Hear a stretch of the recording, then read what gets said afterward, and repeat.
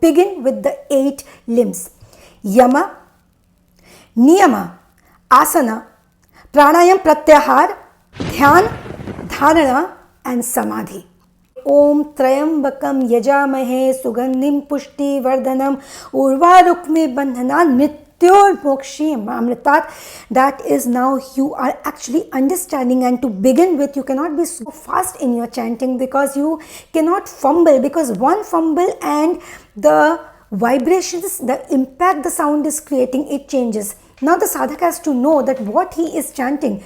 This was an example of a Mahamrityunjaya jap in Sanskrit. Now here for Ashtanga Yoga, the opening chantings is the gratitude that the sadhak is offering, the student is expressing to the ancestral teachers, the gurus, the yoga rishis who have enabled, and even to their sadhaks, even to their students and disciples who have enabled this Ashtanga Yoga sadhana to survive even now for the generations to come who will make benefit out of it. Beginning chanting of the opening verses, when people cite their experiences to me and they say that I'm struggling to get my mouth around right for the chantings, and am I doing it the right way? People focus on the chanting. I'll give you an example of a Mahamrityunjaya jap in Sanskrit. Om Trayambakam Yajamahe Sugandhim Pushti Vardhanam Urvarukme Bandhanan Mrityor Mokshim Amritat. Now this is a way you do a chant. If you have completely done it for many number of times, and you have actually gained an expertise in any chanting, then that's different. But otherwise you have to go very slow. This is one of the most powerful sadhanas of all time. The science of this yoga sadhana has its roots thousands of years ago. This sadhana in itself is an entire system. This is divided into 8 limbs. This octapartite 8-limbed sadhana is the Ashtanga Yoga system. This is the Ashtanga Yoga sadhana. Begins with the call and response chanting technique, finally aiming towards the main and the massive outcome, that is the final realization. Now this 8 limbs is the 8 parts. Ashtanga in Sanskrit, Asht arthat the 8 number, and Anga arthat the divisions, the parts, the limbs. Here, since it is a system in itself, so this limbs can be actually taken as system and different departments working entirely on the subtle and the physical body of the sadhak. For example, a sadhak is at the stage of pratyahara and he has attained a lot of self-control within him. Now suppose suddenly he gets a news of the death of his closed one, his reaction will not be that like of reaction of a common man, how he will react to getting the news of death of a closed one. This is the difference, and this is where we refer to the physical pain relief from the delusion, knowing the reality. And nishriyase, the Sanskrit term nishriyase, is how incomparable is that healing. This has no comparison. This is what the opening verses, the chantings are stating, and the sadhak, the aspiring yogi, the aspiring student has to know what the chantings are about. Only then the intentions will be set right and he will be able to achieve that goal towards which the sadhak is working, and the impact will be profound. The impact to be profound, you have to understand what exactly you are doing and why and how.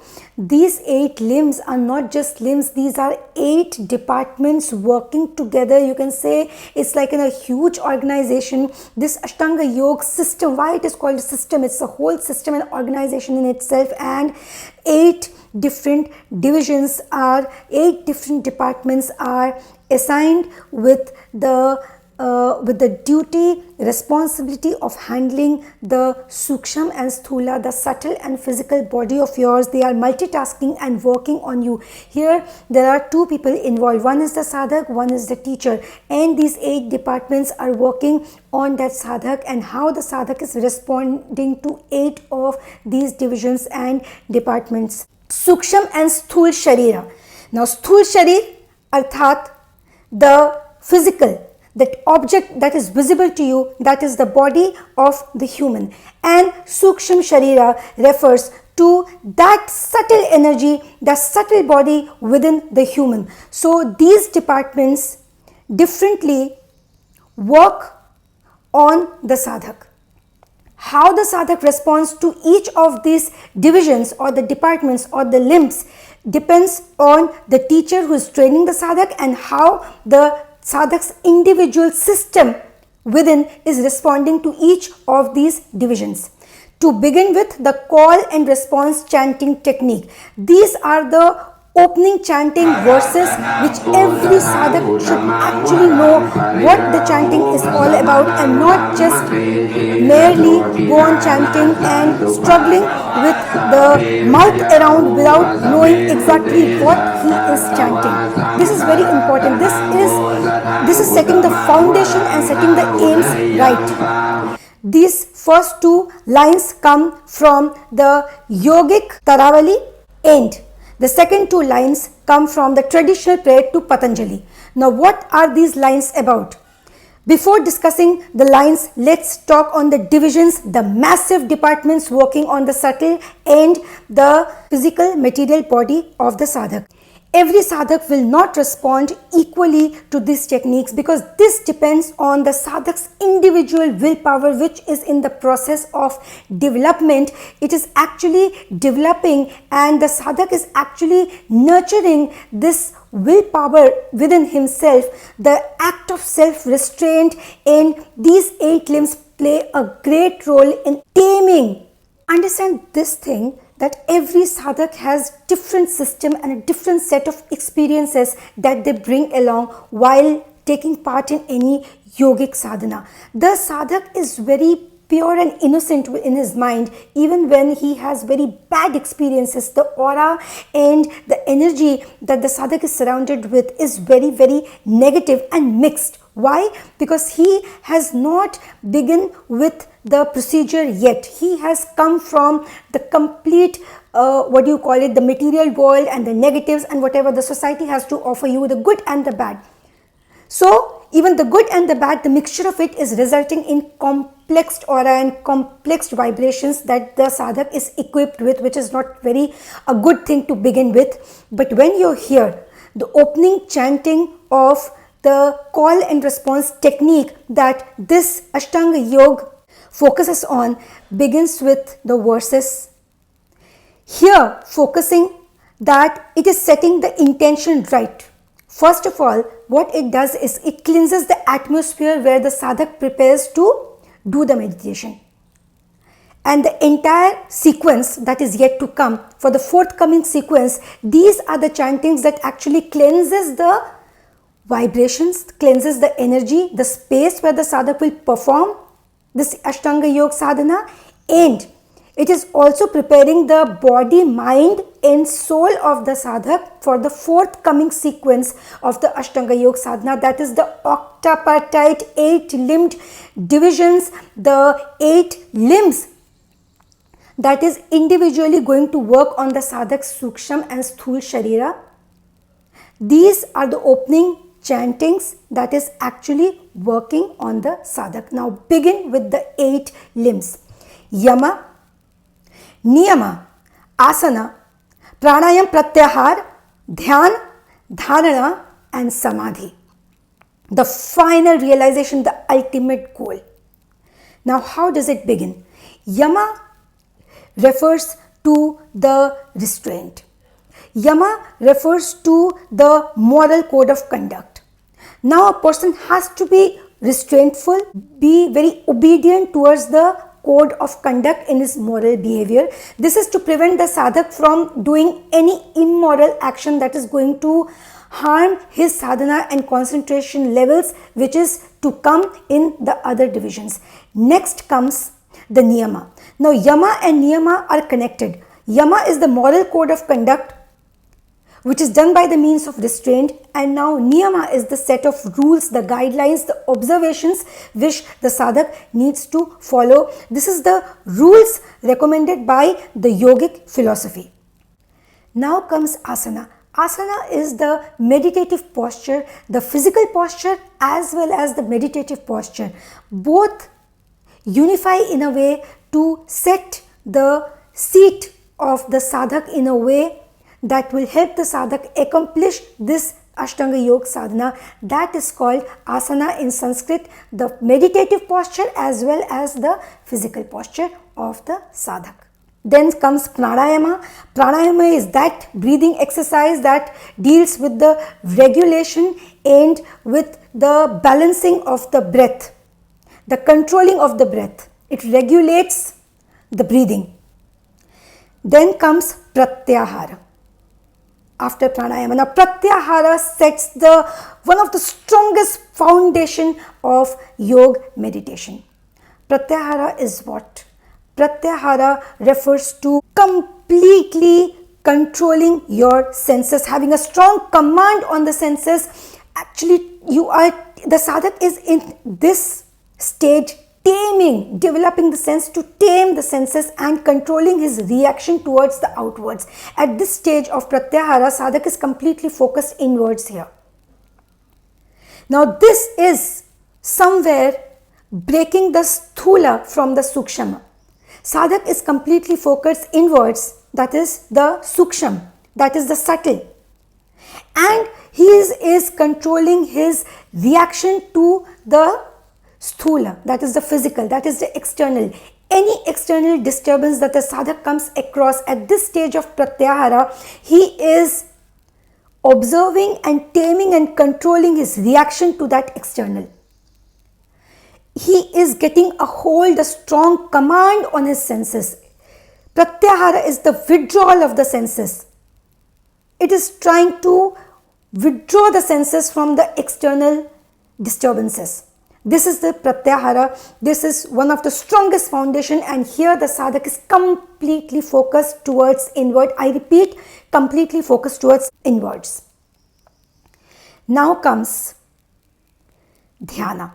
Dhyana is merely not meditation. Dhyana is often people say the exact Sanskrit translation of Dhyana is meditation, but Dhyana is beyond that. It is that self-collectedness. It is not just calming of the mind. Dhyana is that state of meditation where the sadhak is focusing on self-collectedness. Then comes dharana. It was dhyana, that is meditation for self-collectedness. Now comes dharana.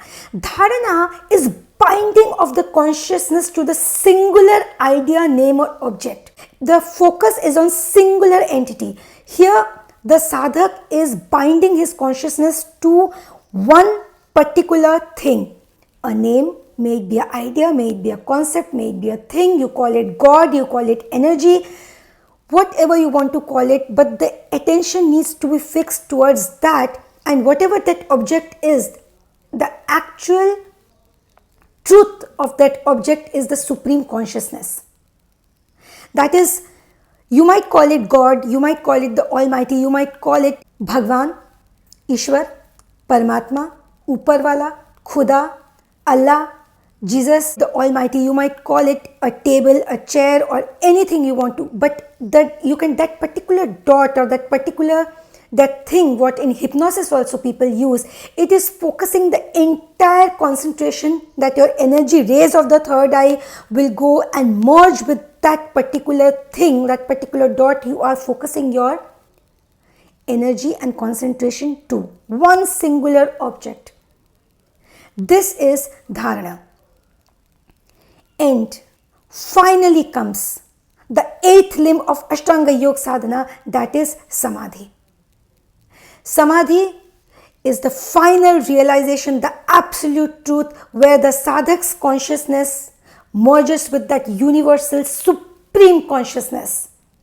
That you call the Paramatma, the God, the Almighty, the supreme power, whatever you want to call, that one power that is running this entire universe and anything that is within this universe and even beyond, which is unknown to us, that is run by that supreme power. The merging of the self with the absolute. This is the aim, the final realization. This is breaking away from the delusion and actually getting the control of the delusion, the control of this material world that is causing grief and pain to the human, getting a strong control over it. The final absolute truth, the self-collectedness has a big contribution. How? Because here the healer, that is the teacher, is actually called the jungle physician or the healer who can heal the sadhak from pain. Now, what kind of physician, what kind of healer, and what is the pain here this is referring to? Here there is a term jangalaya kamane, nishriyase. Jangalaya kamane, it is that jungle physician who gives relief to the sadhak in every form. Now, what is the relief we are talking about? This can be relief from the physical pain as well as the pain of the delusion, that betrayal of this material world, that illusion of this illusion of the material world that is actually playing with the minds and torturing the minds and gobblegating and filling all sort of negativities and anxiety and depressions and bad luck and failure, and that a normal person, a normal sadhak, a normal common human being, a common man has a mind very innocent to actually fight and beat the negatives and the evil energies surrounding us and this thing called illusion. Relief from what? Relief from the delusion. Now, two other Sanskrit terms are mentioned in these opening chanting verses of call and response, and that is Samsara, Hala Hala. What is samsara? What is hala hala? That is the pains and sorrow of the delusion of the material life. Hala hala is that poison of the samsara, of the conditioned existence that human is prone to, that we have all grown up to. The conditioned human existence, the poison of delusion is the hala hala, samsara hala hala in Sanskrit. Here what we are saying is that we need a relief that physician, that healer can give. And that healing, that is nishriyase, has no comparison, because it is the relief from the delusion of pain. It is the absolute resolution from delusion. It's not like you have to cut off from the physical and the material world. You have to live and you have to make the best of the physical and the material world.